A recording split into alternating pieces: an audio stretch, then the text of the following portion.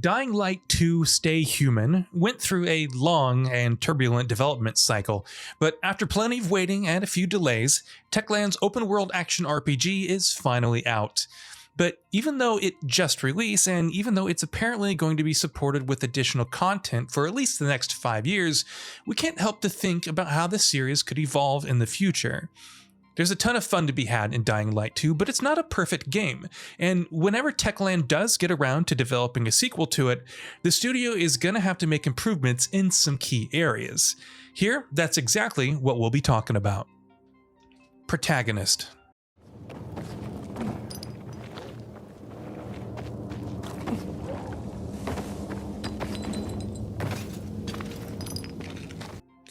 More often than not, first-person games are fighting uphill battles when it comes to getting audiences invested in their protagonists as memorable characters and personalities, which means that Dying Light 2 would have had to work doubly hard to get us to care about its protagonist, Aiden Caldwell.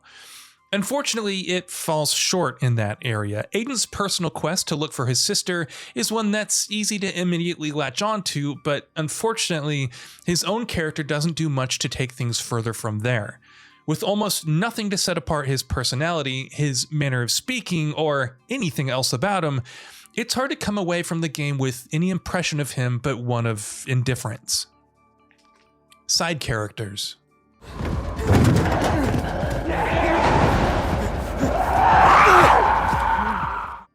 It's not just Dying Light 2's protagonist that struggles to make an impact. Other characters in the game's story don't make much of an impression either. There are a few other characters that definitely do deserve credit, like Lawan, who's played excellently by Rosario Dawson. But in a game as massive as this one, with a cast of characters as vast and varied, on paper at least, as the ones seen here, it's more than a little disappointing that it's hard to place most names or faces, even for someone that may have been central to a questline you're heavily embroiled in. Characters are always the main drivers of any story, so if Techland wants to advance its storytelling chops, it needs better characters in its games. Pacing. In addition to the characters, Dying Light 2's story has issues in other areas as well, because as consistently enjoyable as its excellent open-world freerunning is, the game does fall short in the narrative department in several ways. Another one of those is the pacing. Simply put, Dying Light 2's story takes a bit too long to really get going. Though you do get the freedom to explore the location known as Old Villador within the first hour or so, after that, it takes way longer than it should to get into the city, which, of course, is the main staging ground for the bulk of the game and its story. Of course, Dying Light 2's inherently enjoyable parkour mechanics ensure that the game doesn't ever get boring even in those early hours, but for a story that's already struggling right out the gate, having to deal with poor pacing doesn't exactly help matters.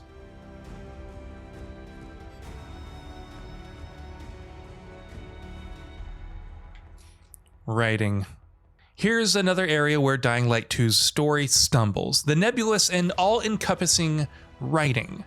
But what exactly about Dying Light 2's writing drags it down? Well, there's a few things, from shaky motivations for characters to the occasional over-reliance on post-apocalypse tropes, from the often clumsy exposition to stilted dialogue leading to dull conversations between characters. In a game that tries to be as story and choice driven as this one, especially one that has so much dialogue, poor writing can really cripple the narrative experience. Here's hoping Techland will look to smooth out some of the rough edges in the future.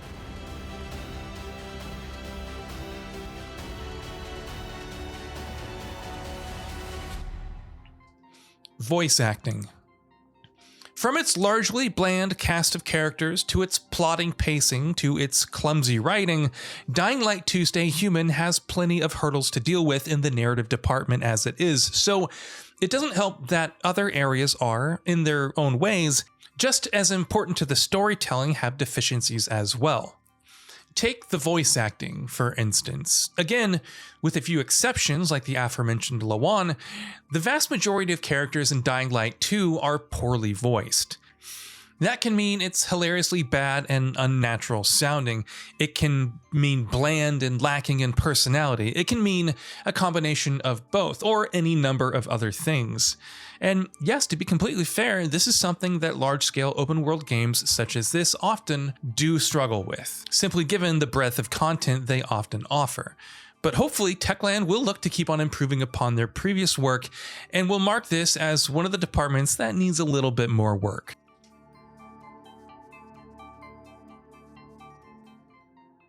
Combat.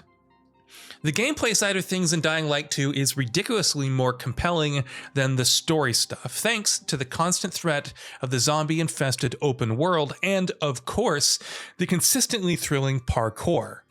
On the other hand, the combat doesn't quite deliver on that same level.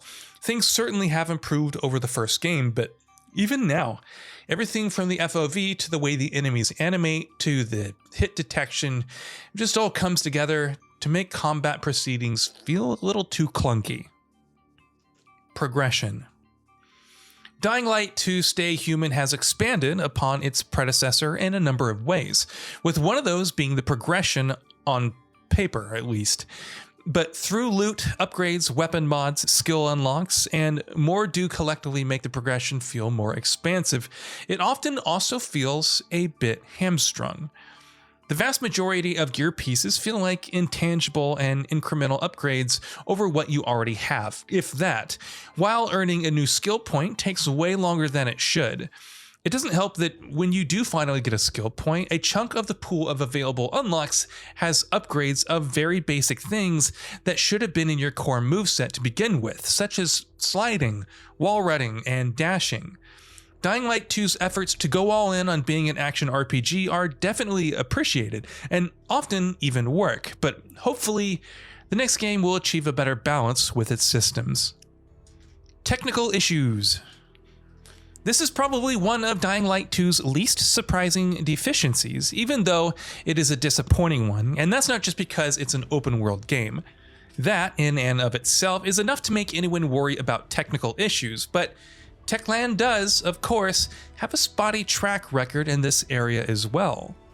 Dying Light 1 was infamously buggy when it first launched before getting eventually fixed, and though Dying Light 2 isn't nearly as unpolished or technically flawed as its predecessor was, hopefully Techland will keep an eye on its technical issues and keep ironing them out in the weeks and months ahead as well. So what are your thoughts on this?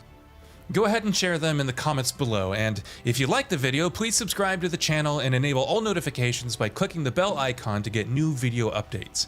We upload every day and would really appreciate your support. Thanks for watching.